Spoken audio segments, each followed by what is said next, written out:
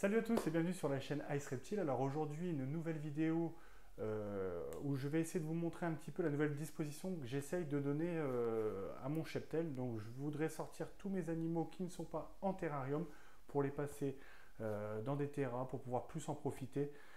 C'est vrai que je les avais mis en rack, j'aimais bien ce style, ça fonctionnait bien. J'espère qu'en terrarium ça sera la même chose, mais j'aimerais profiter un peu plus de mes bêtes. Donc je vais vous montrer les installations, les petits conseils entre guillemets pas chers pour faire quelque chose de sympa à moyen coût. Et puis il y aura une deuxième partie de vidéo qui sera sur un unboxing d'une nouvelle espèce que j'ai acquérie il y a à peu près un mois et je vais vous la montrer et vous expliquer un petit peu sa spécificité. Allez, on se retrouve après la vidéo.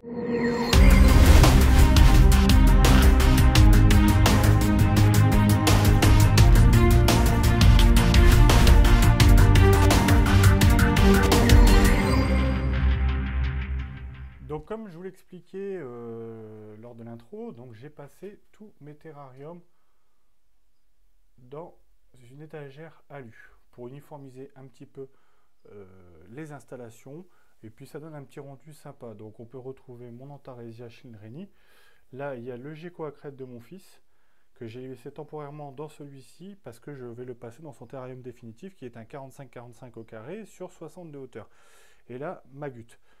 Le but de cette installation, c'est de pouvoir aussi profiter un petit peu plus de mes serpents. Je vais acheter la même étagère pour pouvoir mettre mes pitons et la nouvelle espèce que je vais vous montrer après cette présentation.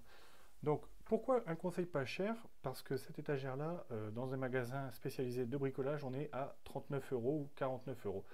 Les petites lampes là, à LED qui sont fixées juste au-dessus, donc vous pouvez prendre en lumière blanche ou en lumière à LED. Elles sont à 2,90 € chez Action. Voilà, c'est pas un placement de produit, mais je trouve que le principe est pas mal. Ça fonctionne à pile. Voilà, c'est plutôt sympa et ça donne un rendu assez sympathique. Donc, je vais vous montrer donc, les LAF. Donc, la Pantherophis guttatus, ma toute première. Et mon Antaresia. Donc, je trouve que le concept est sympa. Donc voilà, après, moi, le but, c'est quand même de profiter de mes bêtes, et je trouve que, bah voilà, en rack, j'y arrivais pas à 100%.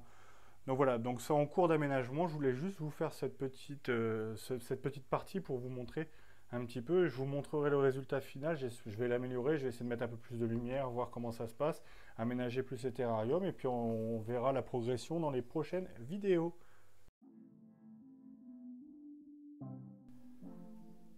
Alors la dernière acquisition, elle a été faite en rentrant du Reptile Day d'Arras. J'étais parti là-bas pour trouver une espèce bien précise que je n'ai pas réussi à avoir. Et puis en rentrant, tout simplement en faisant les animaleries, j'avais déjà craqué pour cette espèce-là, mais je ne pensais pas pouvoir l'accueillir au sein de mon cheptel. Et puis voilà, avec Stéphane, il m'a poussé un petit peu et j'ai fini par l'acquérir. Donc je vous présente, donc c'est un boa constrictor du Nicaragua. Alors qu'est-ce qui a fait que j'ai craqué pour cette particularité? C'est sa taille. Alors pourquoi sa taille? Parce que c'est un serpent qui est dit nain. La souche Nicaragua est une souche naine. Donc il ne fera pas comme les autres espèces ou toutes ces espèces un peu cousins d'Amérique du Sud. Il n'atteindra pas les 2 voire 3 mètres. En plus c'est un mâle. Donc qui dit mâle dit forcément plus petit. Et il sera dans les alentours de 1,50 m, 1,60 m. Donc c'est une souche dite T+. Alors pourquoi T+? C'est tout simplement une souche albinos. Et la souche albinos chez les boas du Nicaragua n'auront pas les yeux rouges comme son cousin l'albinos en boa constrictor standard. Donc voilà, donc c'est ce qui m'a fait tout ça mis bout à bout acquérir cette superbe espèce.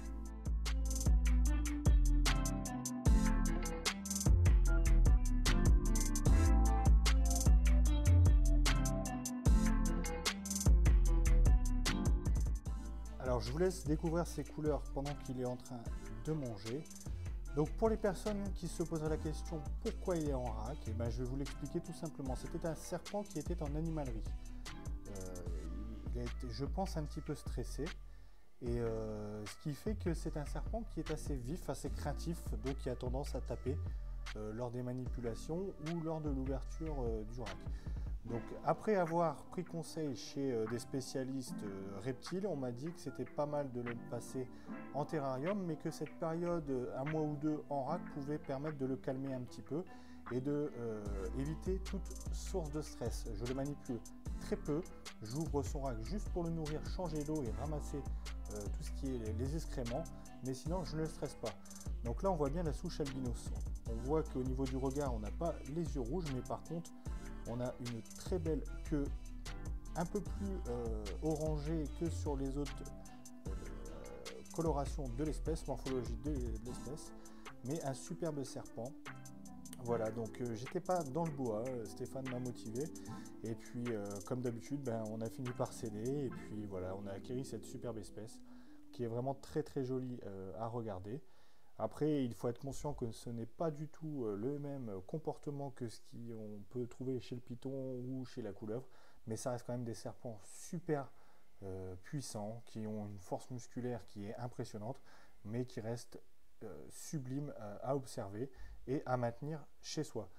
Donc vous le retrouverez lors de prochaines vidéos sur la chaîne. Je vais lui faire son terrarium.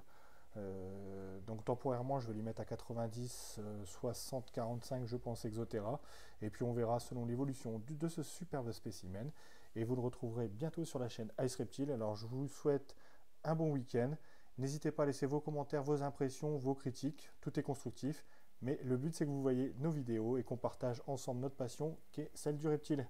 Ciao!